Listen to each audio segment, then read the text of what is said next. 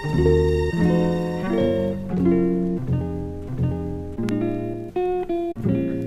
what's up, everybody? It's your man Jason Worthy back with another episode of the Worthy Decisions.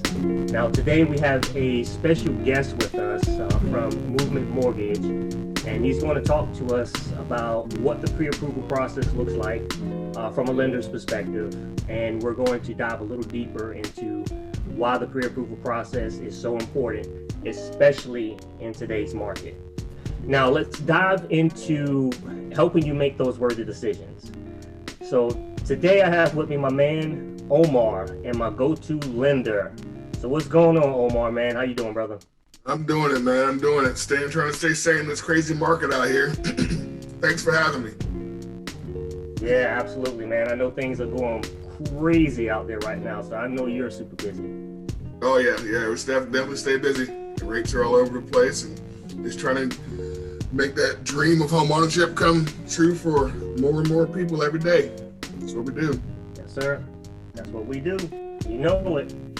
Cool. Well, man, I just want to start out by saying thank you for being willing to share your expertise with us, and I do appreciate all the work that you do for me, and I also thank you for all the hard work that you do for my clients and how well you actually take care of them. So I do appreciate that.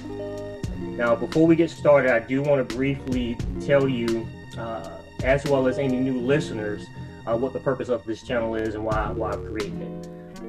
One, I wanted to create something that I could share with my personal clients that would help them get better clarification about how this whole process works, how the buying and selling process works.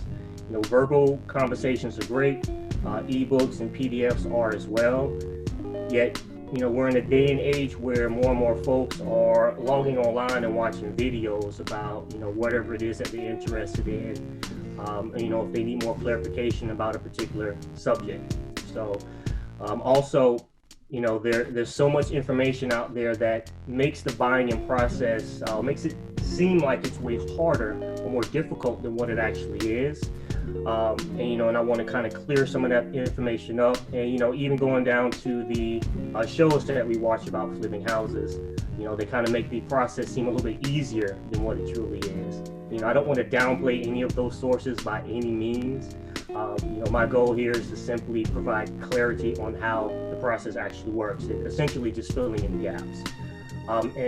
Lastly, this is my way of giving back without any strings attached. My goal, yes, of course, my goal is to gain additional clients through providing this type of value. Yet at the same time, I want to make sure that everybody benefits from this information. No email campaigns to put people on, no mailing addresses or mailing campaigns, I should say, to put people on.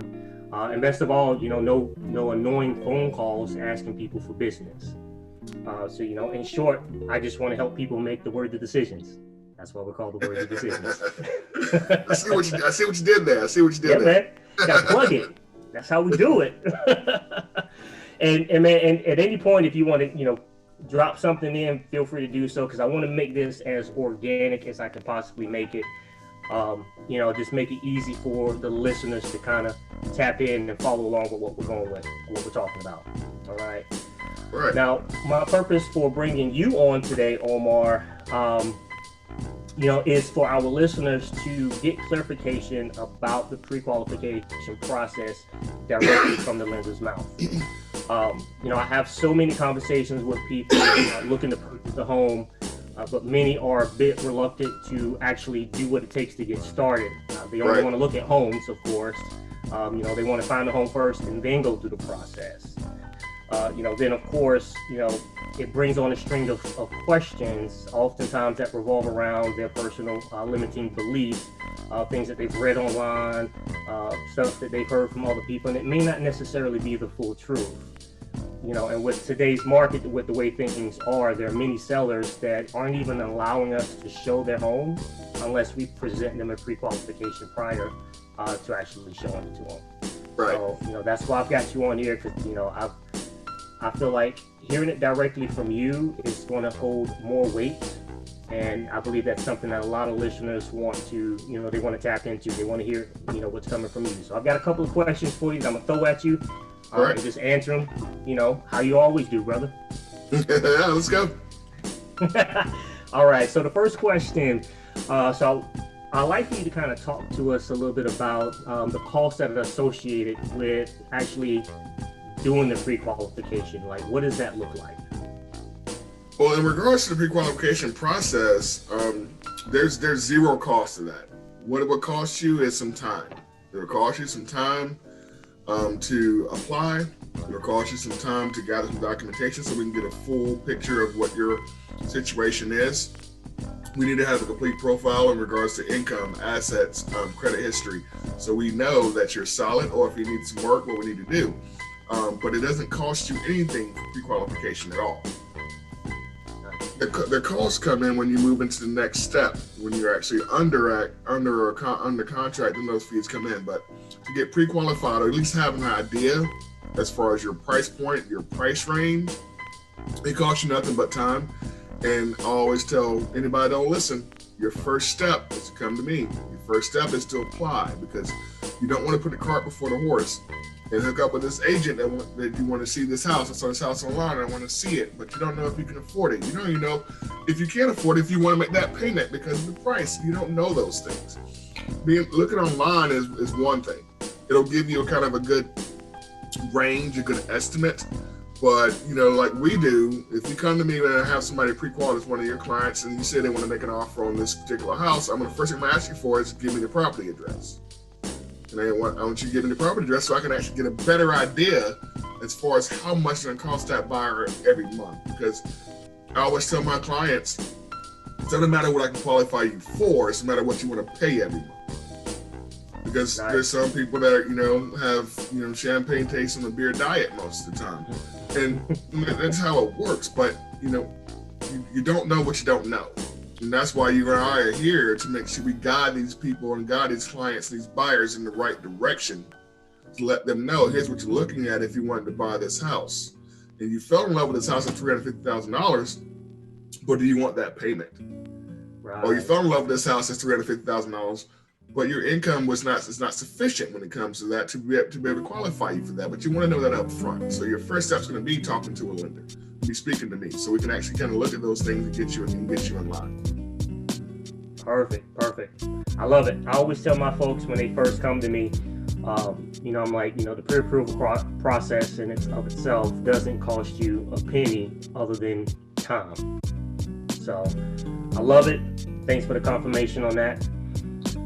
Next question. Talk to us about the pre-qual process and how it affects your credit score. Should folks even be worried about it affecting their credit score? The only concern you should have when it comes to affecting your credit score is the fact that if you've had your credit pulled by multiple different types of creditors in the past 90 to 120 days. Okay. If you're shopping for a mortgage, you can have your credit pulled by 3 different lenders in the span of 60 days, and you really shouldn't see or won't see a decrease in your actual credit score. Okay. I have people that call me all the time and say, hey, I want to get pre-qualified, but I don't want you to pull my credit. Well, that's not really possible. That's not really possible. We can talk hypotheticals all you want, but I need to have a full picture to be able to tell you that you're solid, that you're good to go. In regards to having credit pulled, it's twofold. It's like, we have to pull it so we know where you stand and where your scores are, so we know what program to fit you into first. That's the first step before we even get into income, is what are your credit scores? Right. Yep. And we can't really move forward or even do anything with that unless we actually know what the credit scores are. So you shouldn't be afraid to have your credit pulled unless you've actually been out shopping. So if you had your credit pulled by Best Buy because you want to get a discount on a TV, or you had your credit pulled by a Sears and because you wanted a discount on a washer and dryer, and then you come and say, okay, I want to apply for a mortgage. Okay, I don't want my credit pulled. Then you may have an issue. But what myself and my team offer you is that, hey, if you pull your credit, we're going to tell you where you stand. I'll provide you a copy of your credit report, and I'll explain to you what it means. And if you're not ready now, we're going to tell you what needs to be done to get your scores up so you can be approved. I always say, not now does not mean never. And if you're willing to put the work in, and they're willing to do, follow the plan that we give you and complete the task that we give you, you can be a homeowner, 6 months, 12 months, 3 months, depending on what your situation is. But if you go to a lender and say, I want to be pre-qualified, but I don't want you to pull my credit, that's going to be virtually impossible because we can't really tell you that. If somebody's telling you, oh yeah, I don't have to pull your credit, but I think you'd be okay, just give me your income stuff over the phone. No, we have to have a complete picture. We have to have it because there's debts that go along with it that combat your income. So debt to income ratio and the credit scores themselves, we have to know where they are. And what you understand is that Credit Karma is a good monitoring service, but it's not the gospel, it's not the Bible in regards to credit scores. And I'll tell you why, because they only have access to 2 out of 3 credit bureaus. They don't have access to the credit profile. So when you look at Credit Karma, you're going to see 2 scores. There are actually 3 scores that report. There are 3 credit bureaus that report scores. And when it comes to a lender, we use that middle score. So if you have a 640, a 620, and a 610, what we're going to use to qualify you is going to be that 620. So, it's going to be to allow us to do our jobs pretty much. We're going to have to pull your credit. But be honest up front, hey, I went and bought a car. So I had my credit pulled by a bunch of different, banks because they were trying to approve me for a car. Okay, that's going to be it. That's usually how it works. So, but I'm still going to have to pull your credit. It's going to happen. Right. Awesome. Yeah, that's probably one of the biggest turnoffs that I get from a lot of people. It's like, I don't want it to affect my credit. It's not going to affect your credit as bad as you think it's going to. And, and even still, like, to your point, as far as when people go out shopping, we have that conversation as well. And I even tell them, when you're buying a house, I'm like, lenders know that you are not in the market to buy 2, 3, and 4 houses. Like, who has that much money sitting in their bank? Like, nobody. Well, I ain't gonna say nobody, but not many people. So, it's one of those things where, the bank knows that you're just basically shopping for rates and all the good stuff. So, right. But cool, man. I love it. That's good.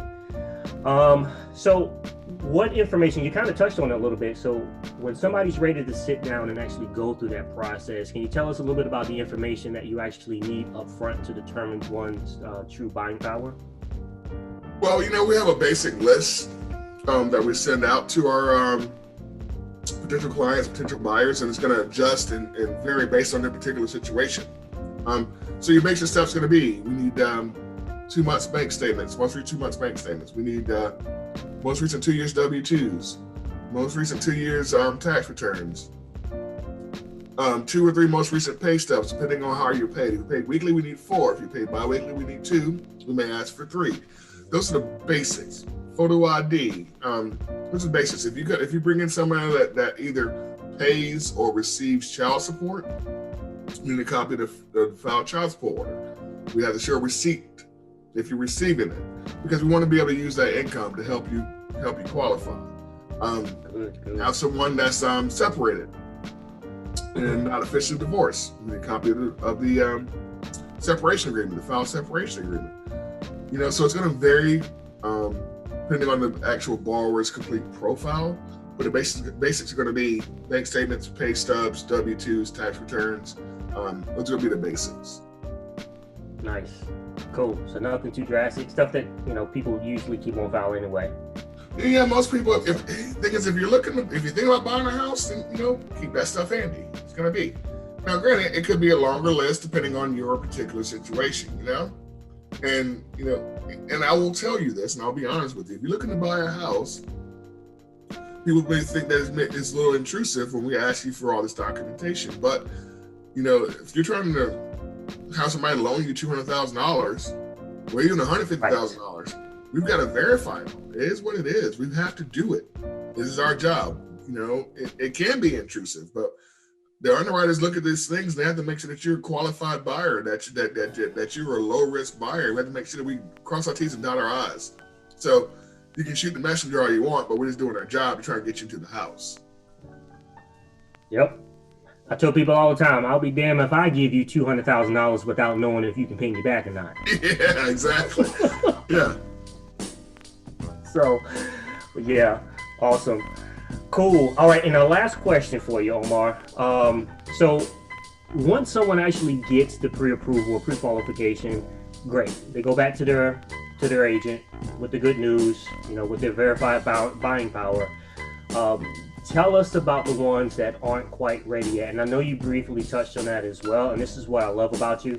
What steps are taken to help them achieve their goals for the ones that aren't quite ready? Yeah, I mean, like I said earlier, not now does not mean never. I've kind of built my business. I started my business on, hey, I'll help anyone that's willing, that wants to buy, that can qualify to buy a house. And that is people that maybe have some credit issues. They do. I have a system. I have a company called Lending Hand that helps me create plans for people that may have less than desirable credit scores.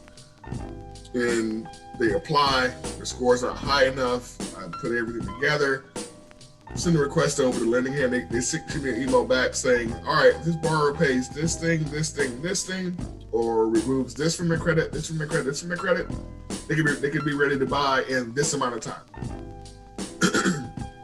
And then that amount of time basically means on how bad the credit really is. I never turn anyone away by just looking at a credit report and saying, oh no, it's bad, I can't do it. I give them the opportunity to help themselves. I take the time and I put the plan together and say, all right, here you are. Here's your plan. Knock this out, and then come back and see me in 3 months, 6 months, or however long the plan says it takes. Now, I will tell you, I'm not going to babysit. I'm going to give you your plan. I'm going to explain to you what needs to happen. And if you're serious about trying to buy a home, here's what you need to do. The blueprint's there. It's up to you to kind of do it. But if they're not ready and they're not pre-approved, but I'll look at it. I'll review credit reports line by line. And I'll explain to them, here's why your score is here. There was a late payment 3 months ago. So give it some time, it'll come back up. And here's your plan. Or here's why you don't have very much credit. Hey, we need to open a credit card, or what we need to do to make this work for you. And the ones that are actually serious about trying to buy a house, follow the plan, complete the plan, and come back to me and say, hey, I've done it. And honestly, those mean more to me than the ones that come to me that are 780 credit scores, 20% down, and just no problems at all. Because those people are more grateful because they feel like they've worked harder to get what they need to. Those people thought they would never be able to buy a house. And sometimes those people have been to a lender where they looked at the credit score and said, sorry, I can't help you, and done. Yep.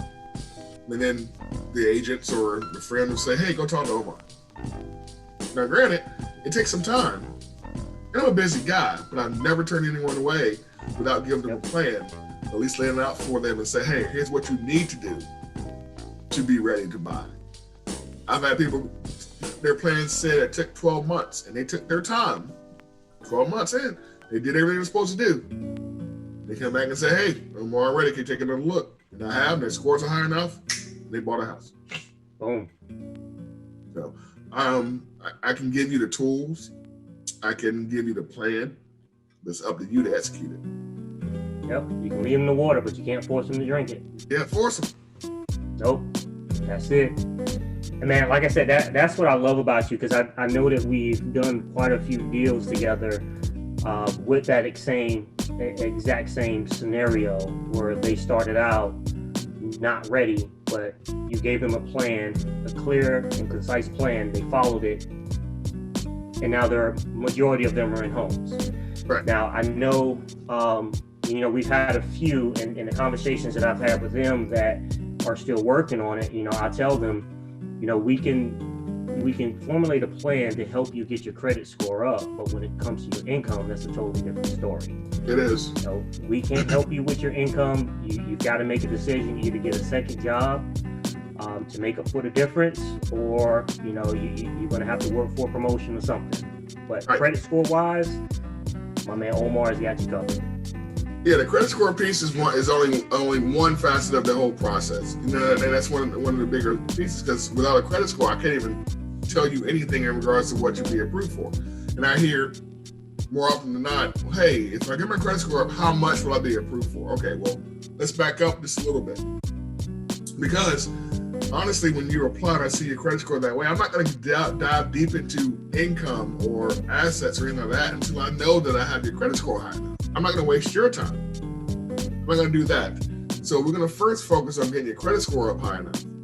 Then we're going to look at as far as, well, what amount can we actually get you approved for? Because a lot of things can change in that 6-month, 12-month period. Yep. You get a pay raise, or you can actually go buy a car because the requirements for buying a car are a lot less than it is for buying a home. You know, so I can't. If I sit here and tell you, well, hypothetically, I think you're probably in the $200,000 range once you complete this plan, and then you come back in a year from now and you bought a car or you've got more debt, and I say, well, no, now you got 150. Well, no, you told me I was at 200, 12 months ago. Well, a lot of things have changed. I'd rather not have that conversation. I'd rather say, hey, let's focus on the credit score first. Let's get that score up and let's see where we are. Because in the meantime, just like the negative stuff can happen, positive things can happen. You get a promotion at your work, at your job. You can switch jobs and make more money while you're working on the credit kind of thing. So I try to avoid the hypotheticals, although a lot of people want to know because they feel like, if I can't buy the house I want, then I really don't want to work on my credit. Well, what I always explain to them is that this credit's going to follow you around for the rest of your life, whether you buy this house or not. Yep. So what I want you to do is make sure that you work this credit plan, whether you buy a house or not, because, hey, you got kids. They're going to need to go to college at some point, maybe, possibly. They're going to need mom and dad to help them with that. So a good credit score is something they can never take away from you. So I'm giving you a bigger thing than it would be for this buy this house. Because I'm not in this business to just get you approved for a loan. I'm trying to help you build a better life for yourself and for your family.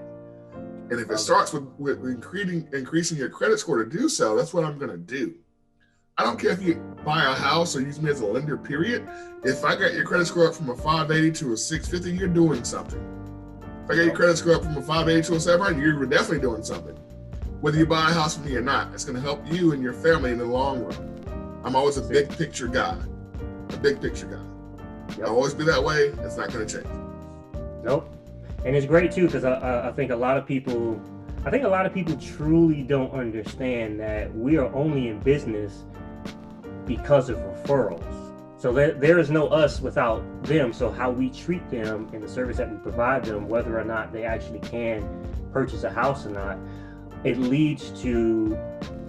basically boils down to experience. I had such a great experience with you, even though I couldn't purchase anything. I love the interaction that we had. So you know what? Mom, dad, brother, sister, friends, whatever, this is the guy that you need to use. And I think a lot of people don't make that connection. They just kind of look at it in terms of, like you said, well, if I can't buy the house I want, then I'm good. Right.